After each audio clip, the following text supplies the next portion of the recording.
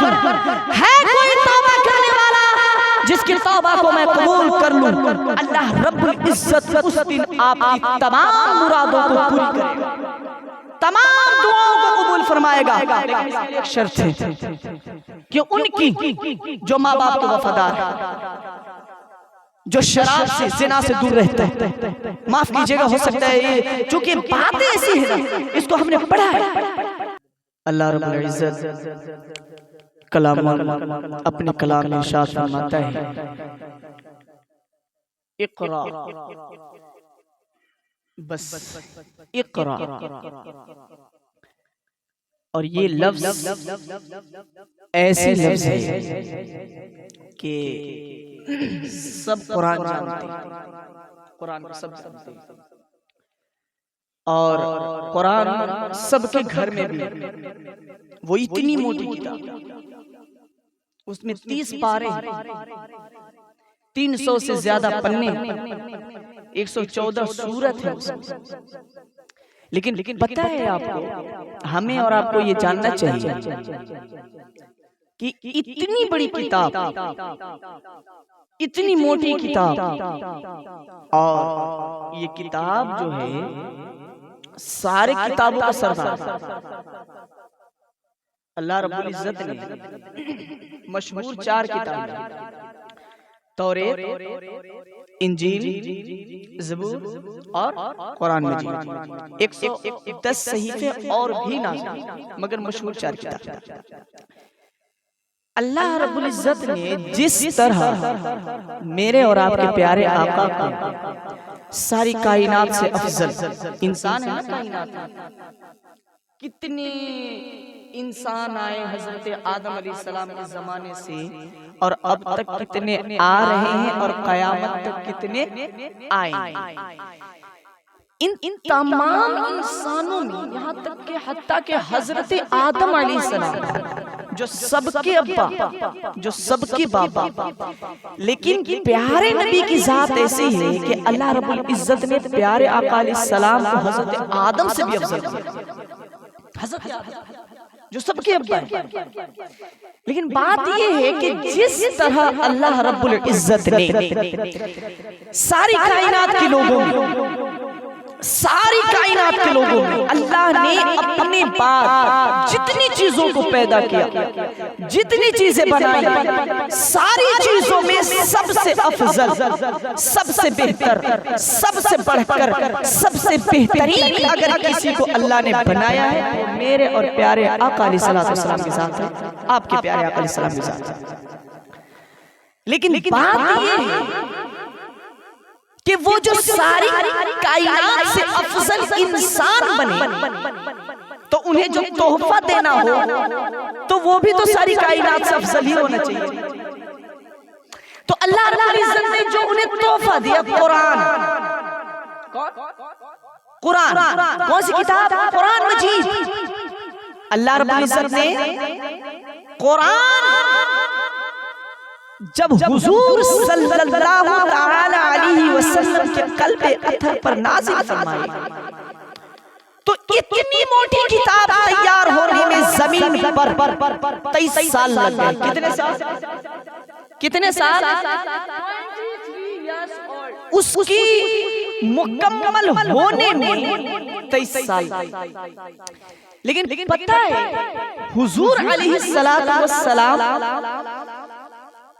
جب غار حرا میں پہنچے تو اللہ رب العزت نے جو سب سے پہلی آیت، فرسٹ آیت، جو سب سے پہلی آیت، اتنی بڑی کتاب تھی اور اتنی موٹی کتاب تھی، اتنے الفاظوں جن کے کئی الفاظ ہیں، کئی لاکھ الفاظ ہیں، اللہ رب العزت نے کتابوں کے سارے لفظوں سب سے پہلا لفظ اٹھایا۔ کتنے لفظ قرآن؟ ان تمام لفظوں میں اللہ نے سب سے پہلا لفظ اٹھایا اور اسے لوح محفوظ سے اٹھا کر کے جبریل کو دیا اور پھر جبریل حضور کی بارگاہ میں آئے اور جب اللہ رب العزت کا وہ کلام جو سب سے پہلا لفظ قرآن کا ہے، جو سب سے پہلا لفظ قرآن کا ہے وہ ہے اقرا، وہ ہے اقرا۔ اللہ رب العزت نے سب سے پہلے جو آیت حضور کے قلب اطہر پر بھیجی وہ یہ ہے اقرا بسم ربک الذی خلق۔ مطلب کیا کہ اللہ نے اتنی بڑی کتاب لاکھوں لفظوں میں پہلا لفظ اللہ نے جو بھیجا اس کا مطلب ہے اقرا، او میرے محبوب پڑھو، پڑھو محبوب پڑھیے۔ آج پہلے کے زمانہ تھا، حضور کا زمانہ تھا نا کہ صحابہ جب قرآن کی تلاوت کرتے تھے، آپ لوگوں نے سنا ہوگا حضرت عمر، حضرت عمر خلیفۃ المسلمین، اسلام کا دوسرا خلیفہ، وہ پیدائشی مسلمان تھے نہیں، ان کی جوانی کفر، وہ بڑے ہوتے تک کفر کیے، مورتیوں کی پوجا کرتے رہے، غیر خدا کی عبادت کرتے رہے، یہاں تک کہ جب مسلمانوں سے وہ جنگ کرتے تو وہ مسلمانوں کی آنکھیں نکال لیتے تھے، اتنے سخت اسلام کے دشمن تھے۔ لیکن معلوم ہے اب شوق میں کہ ان کی بہن سورہ طٰہٰ پڑھ رہی، حضرت عمر نے سنا اور کہا یار عجیب سی بات ہے، ہم جھوٹے خدا کی عبادت کرتے اور سچا خدا یہاں کہہ رہا ہے کہ سچا خدا وہ ہے جو تمہاری جان کا مالک ہے۔ یہ جھوٹے خدا ہماری جان کا مالک ہے، ان کے اوپر اگر غلاظت ان کے اوپر گرا دے تو یہ صاف نہیں کر سکتے، یہ ایسے خدا ہے۔ حضرت عمر نے کہا ان کی بہن قرآن پڑھ رہی تھی، ان کی بہن قرآن پڑھ رہی تھی، حضرت عمر سنے اور مسلمان۔ کئی ایسے صحابہ جو قرآن پڑھتے رہے غیر مسلم سنتے اور مسلمان ہو جاتے۔ ایمانداری سے بتائیے ہم مسلمان ہیں، ہم مسلمان ہیں، ابھی بیٹھا لیں اور قرآن ہم پڑھیں تو وہ قرآن کے لفظ جو ہم پڑھتے ہیں ان لفظوں کو سن کر مسلمان ہو جائے گا۔ کیوں؟ اسے تو پتا ہی نہیں پڑھ کیا رہا ہے، بات غیروں تک ہے، ہمیں پتا نہیں کہ ہم کیا پڑھتے ہیں، پتہ چلتا ہم ثواب کی نیت سے قرآن کھولے پڑھ دیا، لیکن مطلب اور مقصد قرآن کا صرف ثواب نہیں ہے، اس کو سمجھنا ہے۔ حضور فرماتے ہیں کہ پڑھو ثواب، لیکن جب سمجھ کے پڑھو تو 2 گنا زیادہ ثواب۔ ہم قرآن پڑھ تو لیے مگر سمجھے نہیں۔ پہلے کے زمانہ تھا، حضور کا زمانہ تھا کہ صحابہ قرآن پڑھتے تھے، غیر سن کر کے مسلمان ہو جاتے تھے۔ آج ہم مسلمانوں کے درمیان میں پڑھتے ہیں تو مسلمان کا ایمان تازہ نہیں ہوتا ہے۔ کیوں؟ اس لیے کہ ہمیں پتہ ہی نہیں ہے کہ یہ جو قرآن کہہ رہا ہے یہ کہہ کیا رہا ہے، چونکہ ہم ہندی ہیں نا، ہندی، اور وہ قرآن کیا ہے؟ عربی۔ قرآن کیا ہے؟ عربی۔ تو جب عربی سمجھ میں نہیں آتی، علامہ مفتی محدث مفکر امام احمد رضا خان نے ترجمہ کر کے ہمیں پڑھنے تو قرآن کی سب سے پہلے آیت اقرا کیا ہے؟ اقرا، محبوب پڑھیے، پڑھیے، پڑھیے، آپ پڑھیے، ابو بکر کو پڑھائیے، آپ پڑھیے، عمر کو پڑھائیے، آپ پڑھیے، عثمان کو پڑھائیے، آپ پڑھیے، علی کو پڑھائیے، آپ پڑھیے، صحابہ کو پڑھائیے، آپ پڑھیے، سب کو پڑھائیے، اس لیے کہ محبوب اسلام کو وہ سمجھے گا جو پڑھے گا، جو پڑھا نہیں وہ کیا سمجھے گا۔ اور آج اسلام کو نہیں سمجھ رہے، بھلے ہم مسلمان ہیں، ہم کہتے تو ہیں مسلمان ہیں، لیکن ہم اسلام کو نہیں سمجھ رہے۔ نہیں، اگر اسلام کو خدا کی قسم سمجھ لیتے تو ہماری یہ حالت نہیں ہوتی کہ ہم در در ٹھوکریں کھاتے۔ آج سب پریشان ہیں اپنی زندگی کو لے کر کے، سب پریشان ہیں، سب کی اپنی اپنی پرسنالٹی، سب اپنی پرسنل لائف میں پریشان ہیں، سب پریشان ہیں۔ کسی کے اوپر کچھ مصیبت، کسی کے اوپر کچھ مصیبت، مصیبت حضور کے اوپر بھی، حضور کے اہل بیت اطہار کے اوپر بھی، پریشانیاں صحابہ کے اوپر بھی، لیکن پتہ ہے وہ صبر کرتے تھے، وہ مایوس نہیں ہوتے تھے، وہ عبادت سے نہیں بھاگتے تھے، وہ عبادت کرتے تھے، وہ اللہ اللہ کیا کرتے تھے، مصیبت میں، مشکل میں، خوشی میں، ہر حال میں اللہ کو یاد کیا کرتے تھے۔ لیکن بات یہ ہے کہ وہ اسلام کو سمجھتے تھے، وہ اسلام کو سمجھتے تھے۔ اس میں کئی جوان ہیں، کئی بزرگ ہیں، ابھی ایگزسٹ آف گاڈ کا وہ ہوا نا ڈیبیٹ، کچھ سمجھ میں آیا، کچھ پلے پڑے؟ اگر میں کہہ دوں اٹھ کر کے کہ بھائی آپ کھڑے ہو جاؤ اور بتاؤ کہ خدا ہے، اس کو ثابت کرو، ہم سب مسلمان، کوئی ایک نوجوان مجھے بتائے گا، یہ ثابت کر پائے گا کہ خدا ہے، کیسے ہے، کہاں ہے؟ کیونکہ ہم نے اس پر کبھی غور و فکر ہی نہیں کیا۔ ہاں ٹھیک ہے، ہم نے مان لیا اللہ ہے تو ہے، بے شک یہ ایمان سب سے بڑی ایمان، بے شک یہ حق ہے، اللہ ہے، حضور نے ہمیں بتایا۔ لیکن جب آپ کا مقابلہ غیروں سے ہو جائے، ابھی اسکول اسٹوڈنٹ ہے نا، اسکول میں غیر سے دوستی ہوتی ہے، اگر آپ ہی کے نوجوان سے کوئی بندہ پوچھ دے غیر والا کہ بتاؤ تیرا خدا ہے، اس کو ثابت کرو، آپ کا جوان کیسے ثابت کرے گا؟ چونکہ اسے پتہ ہی نہیں، کیوں؟ اس لیے کہ پڑھا ہی نہیں اس نے۔ اور اللہ رب العزت نے سب سے پہلے اگر کچھ کہا، سب سے پہلے کوئی پیغام دیا تو نماز کے لیے نہیں، نماز کے لیے نہیں، نماز کے لیے نہیں، سب سے پہلے پیغام دیا، کمانے کے لیے پہلے نہیں پیغام دیا۔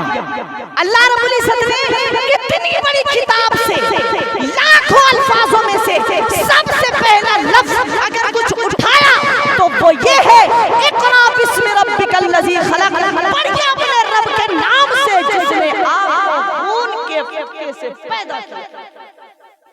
لیکن ہم نے نہیں پڑھا۔ اچھا جب رب کہہ دیا تھا ہمیں تو پڑھ لینا چاہیے نا۔ اب معاملہ یہ ہے کہ اس میں سے برا مت مانیے گا، برا مت مانیے، اس میں سے کئی ایسے لوگ ہیں جو اسلام نہیں پڑھے اور یہ خود نہیں پڑھے، اپنے بچوں کو بھی نہیں پڑھا۔ بتائیے کتنا برا انجام، خود نہیں پڑھ رہے ہیں اور بچوں کو بھی نہیں پڑھاتے، چھوڑ دیتے لاپرواہی۔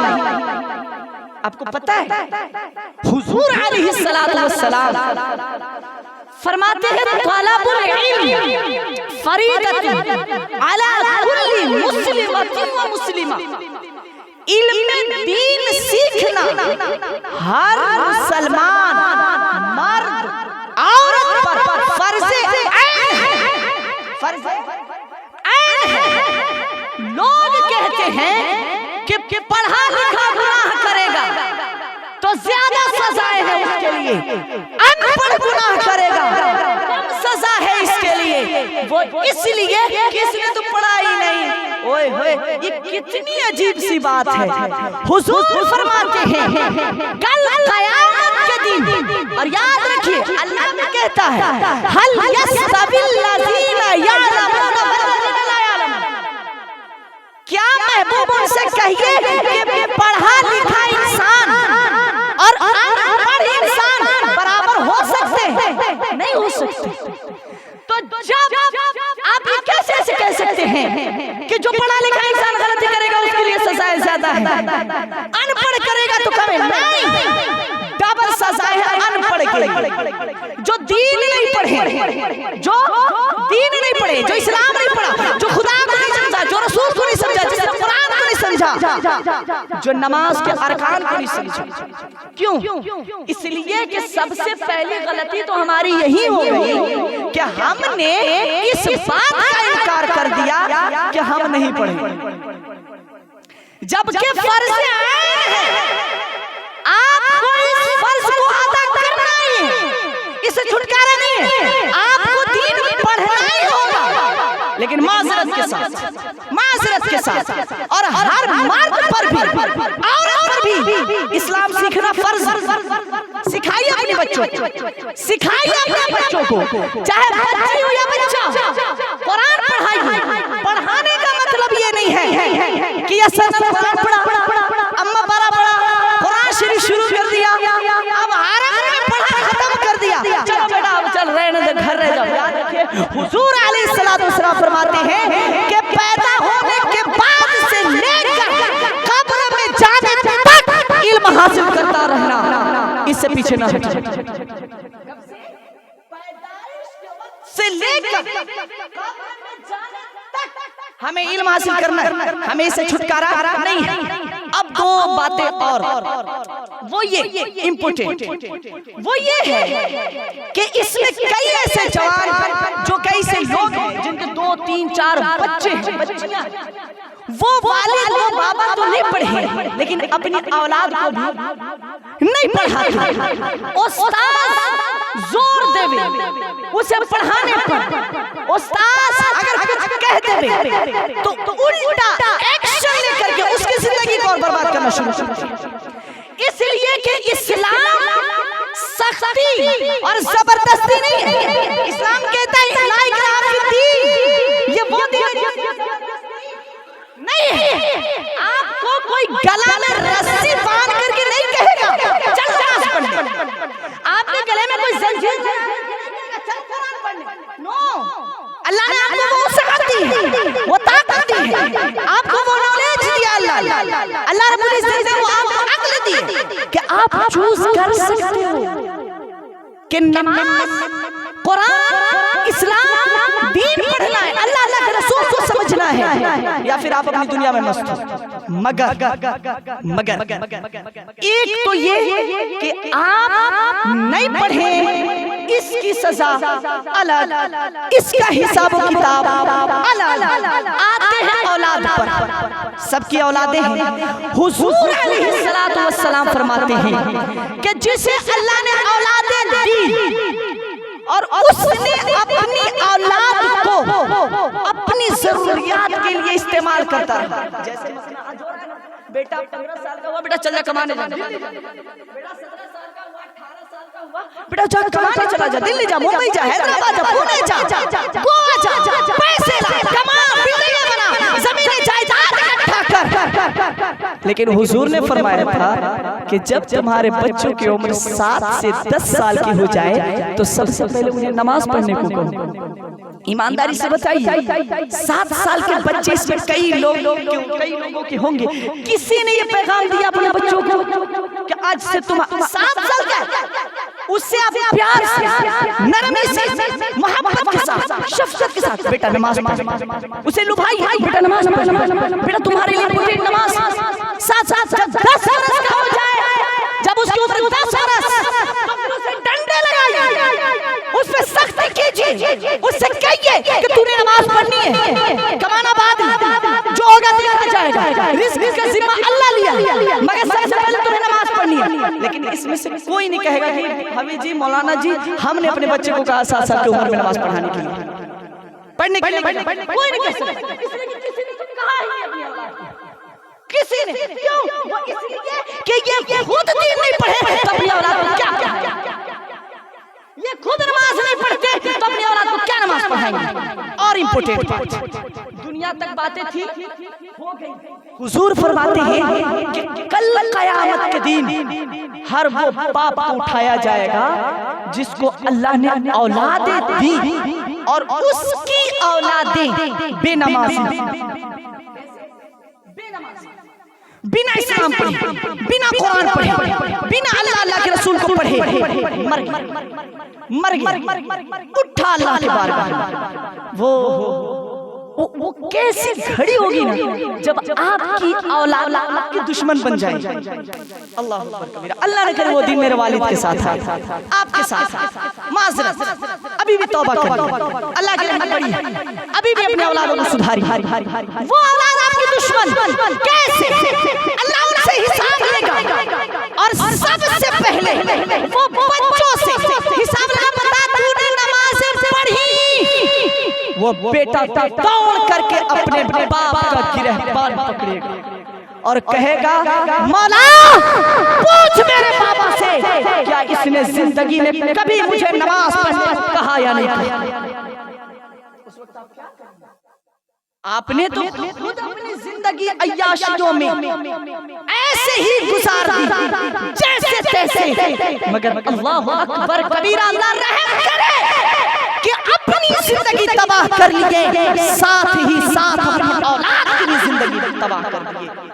آبادی اس میں نہیں کہ اپنی اولاد کو آپ خدا کے قسم مالدار بنا دیتے، نہیں، اس میں کامیابی نہیں کہ آپ اپنی اولاد کو بہترین مکان بنا کر کے دے دیں، نہیں، اصل وہ باپ کامیاب ہے جس نے اپنی اولاد کو دین سکھایا، نمازیں سکھائی، قرآن پڑھنا سکھایا، اللہ اور اللہ کے رسول کی محبت اپنی اولاد کے سینے میں ڈالتا رہا۔ اصل حقدار باپ جنت کا وہ، اور اصل باپ وہی باپ ہونے کا حق ادا آپ تب کریں گے جب اپنی اولاد کے سینوں میں اسلام کی محبت پیدا کریں گے، ورنہ یاد رکھیے آپ کا تو بیڑا غرق ہوگا، اپنی اولادوں کی بھی بیڑا کو غرق مت کریے۔ اور نوجوانوں آپ سے بھی میں کہتا ہوں کہ اللہ اور اللہ کے رسول سے محبت کرو، دولت کے چکر میں اپنی اولاد کی زندگی تباہ نہ کیجیے۔ طلب العلم فریضۃ علی کل مسلمۃ مسلمہ، علم دین ہر مسلمان مرد عورت پر سیکھنا فرض عین ہے، نہیں سیکھتے ہیں، اپنی اولاد کو نہیں سکھاتے ہیں تو پھر قیامت کے دن اللہ کو حساب دینے کے لیے تیار ہو جائیے۔ اور ایک اعلان کہ منگل کے دن شب برات ہے، اس کا خیال رکھیں۔ آپ لوگ کیسے مناتے ہیں، کیا کرتے ہیں، مجھے اس کا علم نہیں ہے، اور اس پہ اگر کوئی بات ہو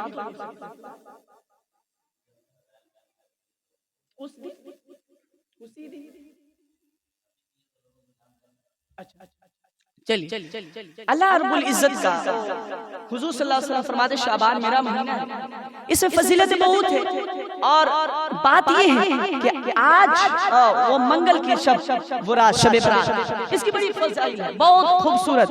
حضور علیہ الصلوۃ والسلام فرماتے ہیں کہ اس رات کو جو قیام کرے، شب برات کھڑا ہو کر کے اللہ کی عبادت کرے، جیسے رکوع سجود کرے، نمازیں پڑھے، نفل نمازیں پڑھے۔ حضور فرماتے ہیں کہ بنی قلب کی بکریوں کے ریوڑوں کے بالوں کے برابر اللہ اس دن، کس دن؟ شب برات کے دن۔ اور جانتے ہیں بنی قلب کی بکریوں کی ریوڑ اگر وہ کسی پہاڑی پہ چڑھا دیا جائے بکریوں کو تو پہاڑ چھوٹ جاتا تھا، پہاڑ چھوٹ جائے۔ وہ پہاڑ وہ جب بنو قلب کی بکریاں اوپر چڑھتی تھی، اچھا تو ان ریوڑوں کے برابر اور ان ریوڑوں کے بال کے برابر اللہ امتیوں کی بخشش فرماتا ہے۔ اور اسی رات میں آپ چاہیں تو اپنی تمام گناہوں کو بخشوا سکتے ہیں، چاہیں تو توبہ کریں۔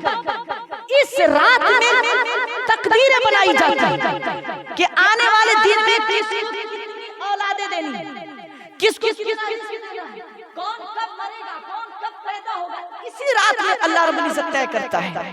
اور آپ کو ایک خلاصہ ایک بات بتاتا ہوں کہ آپ اس شب کو آئیے، اور صرف ایک شب کے لیے مت آئیے، صرف شب برات کے لیے مت آئیے، اللہ کے پاس آئیے۔ اور اس رات میں اللہ اعلان کرتا ہے، اللہ رب العزت اعلان کرتا ہے، کھلے عام اعلان کرتا ہے کوئی معافی مانگنے والا جسے میں معاف کر دوں؟ کتنی بڑی اللہ، ہم اللہ معاف کر، ہم تو کبھی نہیں جاتے کیونکہ ہم اتنے ہو گئے ہیں پتھر دل کے ہم جاتے ہیں، لیکن شب برات میں اللہ خود ارشاد فرماتا ہے کہ محبوب میری اپنے امتیوں سے کہیے کہ اللہ رب العزت اس شب برات کی رات میں وہ خود آواز دیتا ہے کوئی بخشش کا پروانہ مانگنے والا جسے میں بخش دوں، ہے کوئی معافی مانگنے والا جسے میں معاف کر دوں، ہے کوئی توبہ کرنے والا جس کی توبہ کو میں قبول کر لوں۔ اللہ رب العزت اس دن آپ کی تمام مرادوں کو پوری کرے گا، تمام دعاؤں کو قبول فرمائے گا، لیکن اس کی ایک شرط ہے کہ ان کی جو ماں باپ کے وفادار ہیں، جو شراب سے زنا سے دور رہتا ہے، معاف کیجئے گا ہو سکتا ہے یہ چونکہ باتیں ایسی ہیں نا، اس کو ہم نے پڑھا ہے شب برات کی رات میں اگر آپ چاہتے ہیں کہ آپ کی تمام دعائیں قبول ہو جائیں، بے شک یہ اللہ کا وعدہ ہے۔ اللہ کہتا ہے آؤ شعبان کی 15ویں رات میں ہم تمہاری تمام